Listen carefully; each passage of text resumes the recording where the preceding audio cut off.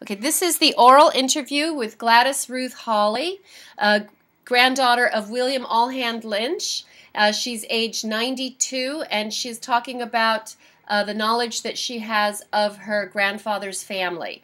Would you like to talk about the oldest daughter, who is Bell Linch? That was of the first marriage, and she was the daughter of William Allhands and Sarah Patrick. He was the one that fought in the Civil War. Bell was the daughter of the Civil War veteran. What do you know about Bell? What information do you know about Bell? She stayed with the family after they were married until she married, I forget what his name was, but she was the mother of two sons, and that was Lawrence Kiefer and Carl Kiefer. And they were, we were friendly with Carl Kiefer out there in California, and Bell's son, and we were very closely connected as good family relations when we left the farm there at Sydney and then ended in California.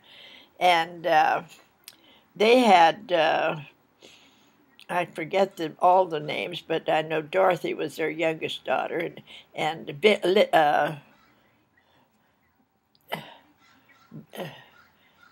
I can't remember the other daughter, but they were musicians and they were singers, and they sang. They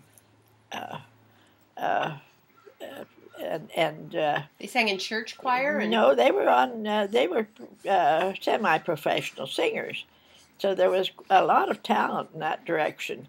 Well, anyway, then there was the next child was Carrie. Now that we're still talking about Bell. Well, Bell. Yeah, tell me everything you know about Bell. Well, I can't remember where she was buried, but possibly. Oh, yes, she was buried in the same cemetery where we're going to bury my father, John Lynch, because it was her grave and at her funeral that terrible cyclone hit Omaha, and it just happened that Alvo was about just a few miles away from the center of the cyclone as it took out to all of South Omaha, and many people were injured and killed, and it was the very famous, they called it cyclone in those days, but it was a tornado. Do you remember what year that was? Well, let's see, that would be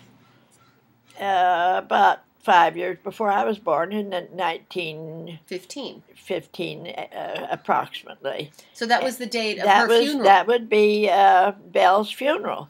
And she died from overtaking, she had stomach trouble, like acid reflux, and she was troubled with it, and she took, I believe it was calomel. She was addicted to, not really addicted, but that's what she used, was calomel. And she was in her early 40s, and she's still a young person, vibrant and smart and everything.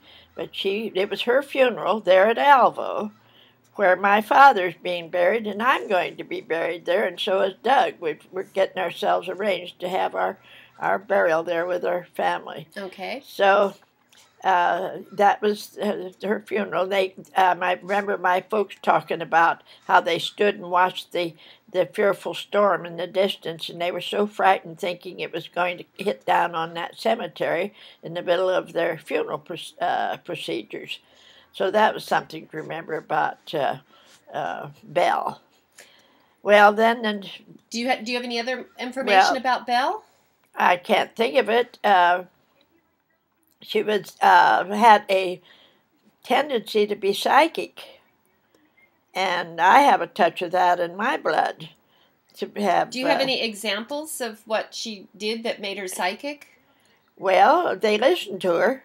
I know whenever it was something she'd had all her life, and from childhood on, she had a gift for, even her husband paid attention to her. She never was very obvious about it or anything like that, but she had a touch of being a psychic.